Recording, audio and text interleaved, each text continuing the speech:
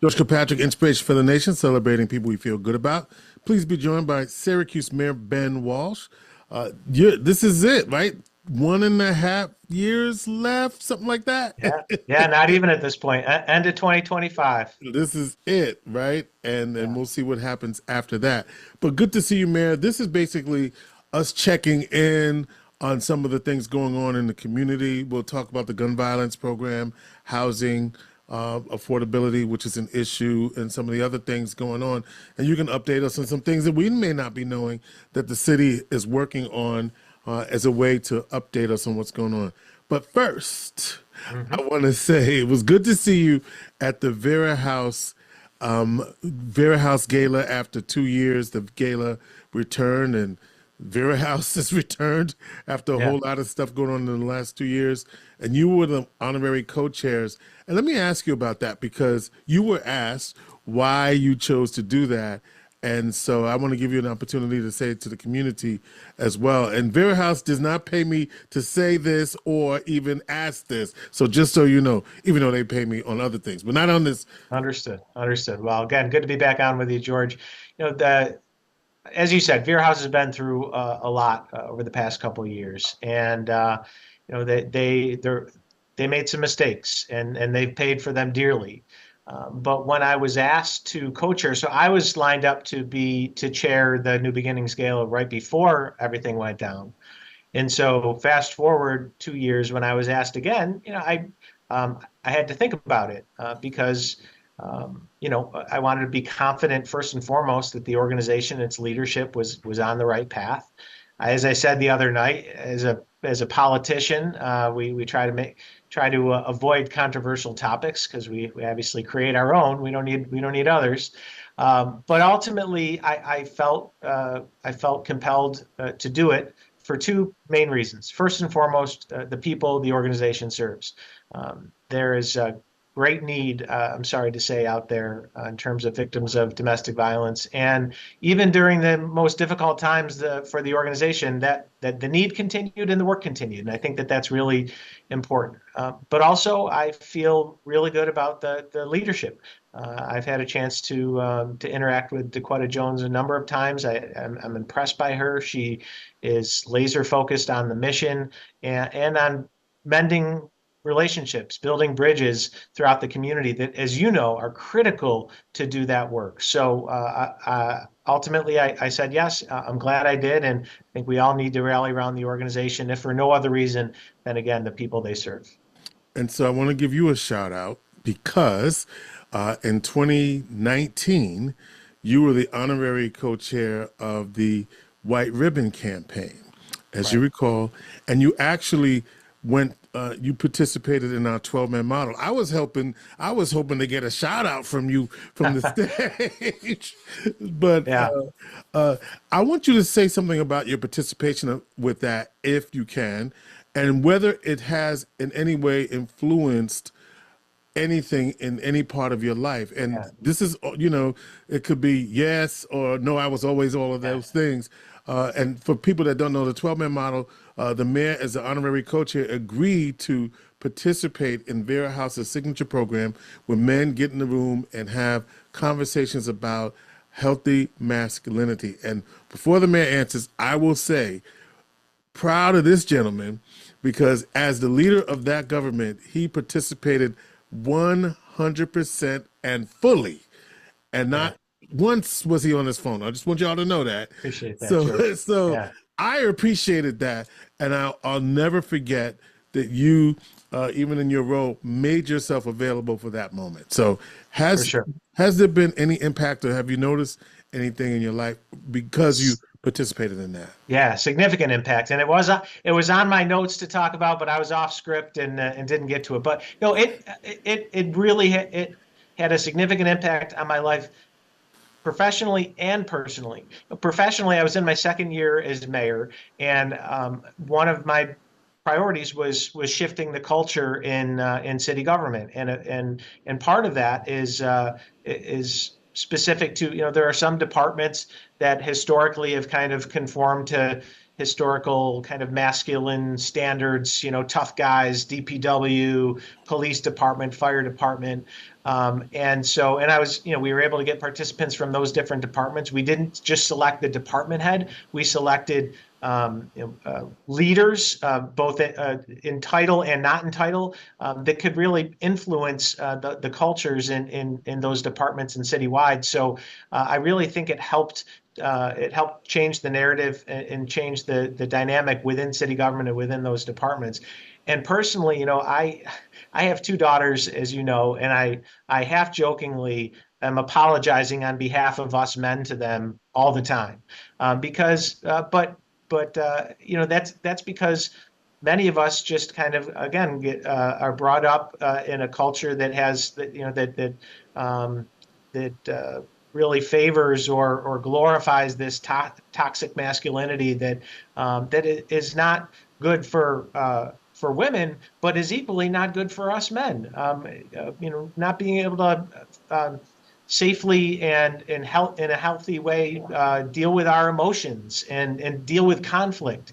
And so it's helped me to think about it as it relates to how I interact with my daughters, with my wife, and everyone else in my life. So it really was meaningful, and it stuck with me. And I appreciate that, and thank you for sharing that. I wanted to give you a chance. I was thinking about that because I said, say something about 12 men, but only because you actually experienced it.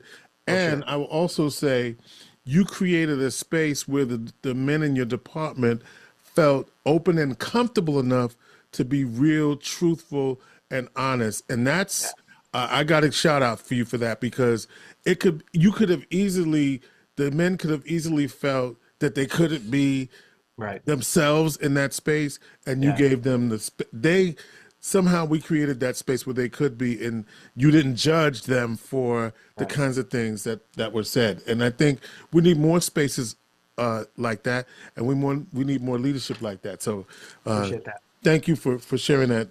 So there was there was a headline this week that I thought was kind of strange, but I guess it is the headline, which is Syracuse program struggles to find shooters. And I was like, okay. And what did you think of that headline? I've learned the hard way that I have no control over headlines, whether I like it or not. So I try to quickly get past those and read the stories. And look, I think ultimately one of the risks that you take on when you try things that are new and innovative is sometimes they don't work like you anticipate. But you learn along the way, and that's what I've tried to value in everything that we do. So our Safer Streets program, which has been designed based on best practices, so we're not just making things up, is really designed to do something really difficult, which is to engage the highest risk individuals in the community when it comes to gun violence. So these are individuals that are that are likely are involved or have been involved with gun violence. And so it's a very difficult demographic to access, but we took it head on, and we've been learning along the way. We've learned when it comes to kind of the bureaucracy that we operate in that is supporting this work, it isn't really conducive to engaging with people that are not of that bureaucracy. Getting somebody to sign their name onto something that's in that life is really difficult to do. And so we've had to kind of work through some of those things. And while we our goal is to have 50 individuals in the program, and while the majority of those individuals we haven't been able to get to formally sign on, we're still engaging with those individuals. We're building relationships, we're building trust, and we're seeing some positive impacts of that. So again, it's been a learning process throughout. But we feel like we've got the right people that we are attempting to engage with, and where we have been able to, we've had some positive outcomes already. Yeah, I know that the program is based in part on people who are actually in the moment in the life, and to your point, getting folks to trust that they're going to come into a system that's a big deal, right? And I think that's also part of what we're trying, what any community is facing, and also the target age, right? Because one of the challenges that we have seen is the number of the gun violence that we've been seeing in the community is with younger and younger people, teenagers, Yeah. 13, 14, 15. And that also has to be heartbreaking and also challenging for the city, for all of us who want our city to be Yeah, safer. it's brutal. I mean, I mentioned, my daughters are 14 and 11. There are kids in this community at those ages that are shooting guns, that are getting shot, and it's a travesty. And so it does require us to operate on many levels. There's no kind of one size fits all model for how we engage with the highest risk individuals. It really has to be, based on where they are in their lives, literally and figuratively. The school district has gotten much more involved and proactive in engaging young people, in our middle schools, in our elementary schools, having conversations about gun violence, about violence in general, about conflict resolution. Again, teaching people healthy ways to resolve conflict without becoming violent, which is oftentimes all they know. It's all they see. So yeah, we're trying to do outreach at all ages, but if we know that if we can get to the kids before they start down that path, then they're much more likely to stay on the right path. You've seen social media and the perception of people in this. There's a perception that what's going on in Syracuse, Yeah, it's wild up there or out there, yeah. if you will. How do you battle that Well, I perception? mean, look, perception is reality for people. What I try to remind people of, including myself, is virtually all of the challenges that we're dealing with, whether it's gun violence, whether it's mental health issues, substance use issues, homelessness issues, they're not unique to the city of Syracuse. And when you look at the demographics of the city of Syracuse, we have we have a high poverty rate. We're an older industrial city that's gone through population decline, economic decline. The good news is, the numbers suggest that we are headed in the right direction. But there is, generational trauma associated with all that, economic trauma, physical, emotional, mental trauma. And so, again, it's the reality that people are living in, and it is crazy. I mean, if you're not coming from the neighborhoods or communities where that's happening, it seems it's hard to fathom how that is perceived as normal. But Hmm. in some ways, we have to. I talk to kids when I go to schools that it's not normal. But you have to say it in a way that doesn't make them feel bad or less than, but just acknowledges that there's another way. So it's do I get in my feelings sometimes about the perception, about the how people view our community? I do, but then I'm reminded that it's based in some level of reality, and that keeps me focused on doing what we can to change that reality. And you allow what I appreciate what you just said. What I appreciate about that is that you keeping it real. Look, that does bother me sometimes, and Sure. I'm trying to do something about it. And I'm not speaking for you or justifying anything. I'm just saying to acknowledge that that's a fact, and I appreciate that. Yeah. You know what? It's also a fact that we have a housing boom and a housing shortage at Mhm. the same time. Yeah, It's a tale of two cities, as it is. Dickens might say. What is going on in the Cuse right now? We can't keep a crane out of the sky, and yet we can't get people into affordable housing. Yeah. So help me understand what is happening in the Cuse right now. Yeah, we're still trying to work through it. It's again a situation that's not unique to Syracuse. We're seeing it all across the country. It's a double-edged sword. So for a long time, our real estate values were depressed, and if you bought a house in the city, you weren't guaranteed to be able to get a return on that investment. Um, what we've seen, and again, not just in Syracuse, but real estate values have skyrocketed. There is some benefit in that because if you own a home, you're generating equity and generating wealth. But at the same time, it's making everything cost more. So for landlords, they have to be able to afford to make improvements to their properties. They have to, which means they have to increase rent. But here, there's a few different fairly simple ways to characterize what's going on here. One is in terms of how, units of housing and quality of housing. We have enough housing units right now for our population. We don't have nearly enough quality housing units. So we're seeing new housing being built, both high density rental housing. We are building a lot of we're building more new single family owner occupied housing than we have in decades here in Syracuse. But it is we still have far too many units, whether it's single family houses or apartment units that are not of a sufficient quality. So that's part of the problem. We need to improve our housing quality more so than our quantity. But we hope as we continue to grow that it's quantity too.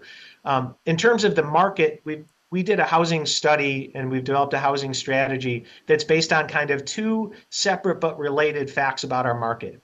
We have what's called a market gap and an affordability gap. And they have an impact on each other. If you try to fix one, you can have a negative impact on the other. The market gap means that there's only so much that somebody will pay for a house. So if you buy a house and you need to put $100,000 into renovating that house, and then when you go to sell that house, you can't get that money back out, then you're not going to put that $100,000 in to begin with. And that leads to deferred maintenance and deterioration of that housing quality. On the other side, you have an affordability gap, which means that people, because we have such a high poverty level, people can only afford to pay so much. And what you're seeing is landlords are trying to, they're raising rents to keep up with the market.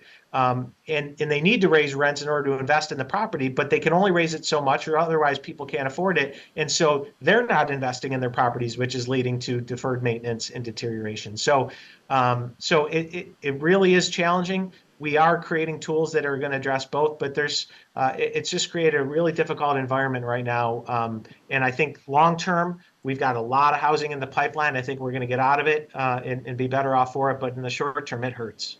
I know the strategy part of your strategy is middle income housing, Yeah. but at the same time, you do have this strategy, this need for lower income housing and the housing vulnerable. That's the word I want to use. And For sure. So how do you do that without the gentrification that we're seeing in the university corridor? And let me add to that, and the fact that you're adding, I guess the hotel situation is a separate issue. We'll get to that as well. Yeah, we can talk about that. Yeah. Yeah. But in terms of the housing, so our housing strategy, which is focusing on middle income neighborhoods, that's an additive strategy. It's not like we took resources that we were investing into affordable housing and shifting them. That's why we're working so hard to generate new revenue, to raise new money for our housing trust fund, is so we can bring a new source of funding and invest in those neighborhoods that historically haven't been invested in. Historically, the majority of the investment goes into lower income communities to develop affordable housing, which we know is critically needed, or based on the market, the higher income neighborhoods are getting investment privately, but those middle income neighborhoods have largely been ignored. And what happens is those middle income neighborhoods can deteriorate and become lower income neighborhoods. And so we're trying to stabilize those neighborhoods so we can start to change, kind of shift the direction that they're going. In terms of affordable housing, we do need it. But here's the thing, George, and this is something that I try not to sound like I'm preaching or I'm complaining, but all of these issues, all of these needs, these are societal needs. Onondaga County, the central New York region, needs more affordable housing. But where does all the affordable housing get concentrated? In the city, because a lot of communities don't want it in their community, whether for any variety of reasons. So what we're trying to do is say, okay, we do need affordable housing. We continue to initiate new projects, but we're trying to, number one, remind the other communities that it is a need across the board, and other communities need to do their part and step up. But also that the model the model that we've all been using, that has to change too, because what we know is concentrating poverty in any one area, whether it's in a city or in a neighborhood, isn't what's best for the people living there. And so incorporating more mixed income units, we have a affordability requirement in rezone now. So an otherwise our city zoning code. So an otherwise market rate project now has to have a percentage of affordable units. We have to break up those concentrations of high income and low income. We're starting to do it, but we need the tools, the public financing tools need to catch up with what we've all determined is necessary for mixed income communities. I don't know what your time schedule is, but I'm gonna get in as much as I can, and then you got to tell me when it's time to go. Okay. We just lost two hotels coming off the books, and Syracuse is also trying to be a competitive destination Yeah. for events and tourism. If you're taking away rooms near the major part of our city core, that can't be a good thing. Yeah. With probably potentially more on the horizon. What again, Yeah. Tale of Two Cities. It's great because it means more housing, but at the same time, now if you don't get that's going to jack up hotel rates Right. because now unless you got to go to Carrier Circle. Right. Right. It more than anything, George, it's a market issue. When I was in neighborhood and business development under Mayor Minor, I was hearing from hotel developers left and right. It's largely based on what can they get financed, and in these markets ebb and flow, and so it's been really difficult to pull together the financing to build hotels up until recently. I think it's starting to shift a little bit. Whereas with housing, number one, as we talked about, there is a demand there. We also have more government tools to support housing development. But it's really the market just doing what the market does. We have some ways to influence the market with subsidies and things like that. You saw county executive just announced through his new hotel incentive program that he's providing some funding to some hotels. So, we can kind of nibble on the edges and try to nudge it one way or the other. But that's the reality of it, it's the market. And so, yeah, in the short term, it hurts. It really does hurt us. Again, long term, we see a number of projects in the pipeline that we think will help. But, in terms of the city, we get criticized. Oh my gosh, how could the planning commission approve a hotel converting to apartments? It's not their job to tell people. I mean, they base their decision on the zoning code, and if it's allowed by right, then they're going to approve it. So again, we can try to influence it, but it's the market doing what it does. We know that the Community Grid project is alive and kicking. If you're traveling around the city, what are your main concerns? What are the concerns that you're hearing from residents about the Community Grid and the neighborhoods affected, and how are you addressing them? Yeah, so I think that the most immediate one, as you alluded to, with all the construction going on, is you hear the complaining here and there about traffic, and that's to be expected when you have a $2.25 billion highway infrastructure project underway. There's going to be some short-term traffic issues, so we're going through that. I see that as progress. Beyond that, it's the bigger concerns that we've all heard about. I think, oftentimes it's hard to talk about 81 without talking about the Syracuse Housing Authority and their plans and the plans for how to repurpose the land around the highway.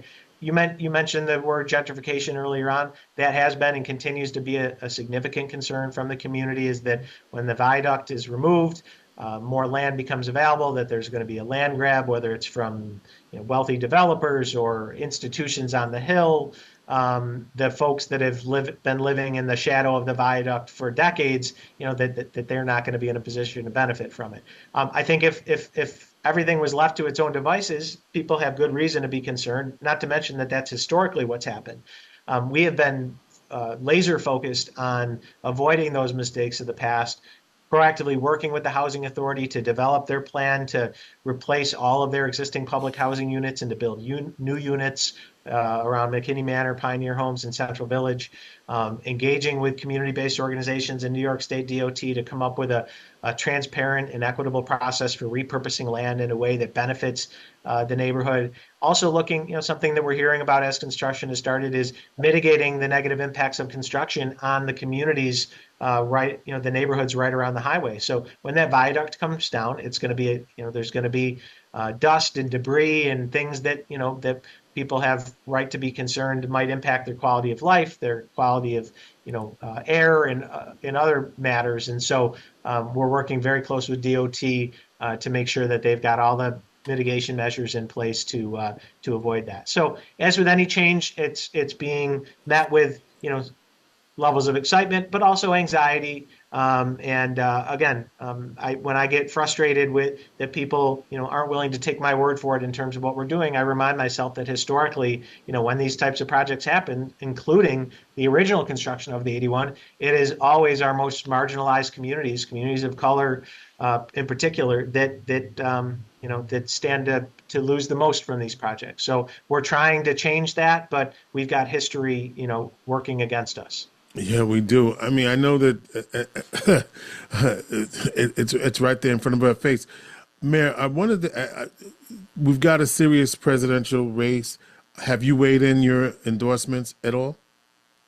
I haven't, and that may just be because, well, number one, I just keep my head down. I do my work here at City Hall. But number two, I think if anybody asked me my opinion about Donald Trump, it's pretty clear that I have never supported him, and I have grave concerns about the prospects of him coming back into the White House. And I'm absolutely voting for Kamala Harris. And I think that if people are willing to look beyond political parties, look at the past 4 years of the Biden administration and how it's impacted the city of Syracuse. Think about the most transformational things we have going on right now.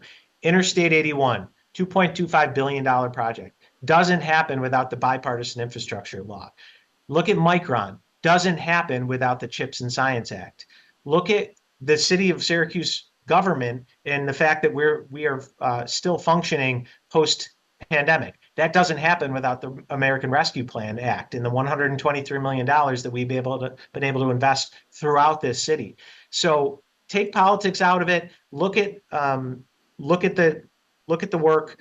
Look at what Washington has delivered to us, and that's the Biden-Harris administration. And I expect that Kamala Harris would continue those types of investments and those types of policies. So it's been good for Syracuse, and I'm hopeful that a President Harris administration will continue to be good for us. You mentioned Micron and economic development and workforce opportunities in the city.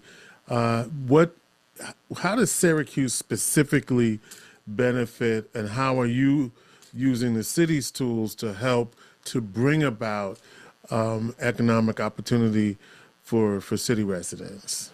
Yeah, it is foremost on my mind. It's kind of similar to the 81 project, in that if you just kind of leave it to its own devices, inertia will just lead to the city not being able to not benefiting as much as other communities. For a number of reasons, not the least of which the actual project is located in Clay and not in Syracuse. But it really does require intentional effort and focus. I think we've got a few things going for us. That same kind of NIMBYism that many suburban communities have as it relates to new investment, that works in our favor, where we're saying, okay, we need more housing for Micron. Come to the city. We're ready. And whether that's affordable housing or even the project that's being proposed out at the old Lafayette Country Club, which is essentially a brand new neighborhood, housing, multiple housing tracts. So we're a pro-growth, pro-investment, pro-development community, and we are shouting that from the rooftops. It also means working. I think what we also have going for us is we have partners in Micron and in Onondaga County that understand the value of centering efforts on populations that, again, historically have not benefited from these types of investments. When you look at our Syracuse Surge workforce development programs, our Syracuse Build Pathways to Apprenticeship program, they are unapologetically prioritizing people of color, women, and veterans to prepare, and city residents to prepare them for these opportunities. So the more that we can build our workforce, equip our residents with the skills that they need, the more likely they're going to be able to work on these projects and benefit from these projects. Micron and the related components of the project, they need talent. And we currently, as a community, we don't have enough people, skilled people, to fill that need. But we've got some time here to build our capacity, and we're doing that. And I think if we do it right, it can have a transformational impact on the city of Syracuse. All right, this is your opportunity to say something about what you want to say about what the city is doing. So that's my last question to you. What do you want to let us know about what you're doing? Yeah, just that, over the course of the next year, it's obviously going to be a transitional year. We're going to have we're going to have a mayoral election underway. And I think sometimes people worry that when that happens, that city government maybe is distracted. And I'm sure I'll have my moments where it'll be hard to not pay attention to what's going on. But as much as there is, a bit of a sense of relief that I don't have to go through a campaign again, I can tell you, as we sit here today, both myself and our administration, we have our heads down. We're doing the work. We are going to sprint through the finish line, and there's just so much to be excited about this in this community. There's a lot on the line, as we've talked about, but we're here. People want to get involved. They need assistance. Reach out. But again, this is a labor of love for us here, and we're just going to keep doing the work. And are you making any endorsements at this point? I think I'll probably save. We'll probably do something official, but it's no secret that that Deputy Mayor Owens and I are lockstep. She has been by my side for the past 7 years, has done an incredible job. She's got executive level experience, both in her previous experience and as deputy mayor. She would be a phenomenal mayor. And as we get more into the campaign, I'll be willing to talk more about that. All right, Syracuse Mayor Ben Walsh, thank you for your time, and I appreciate you. I don't know how long we said we were going to have you, but We're good. You gave us the time we needed. Appreciate you. Continue Thanks, to do the good work you're doing in the city, and we appreciate your time. Take care. Thanks so much. Take care. Inspiration for the nation.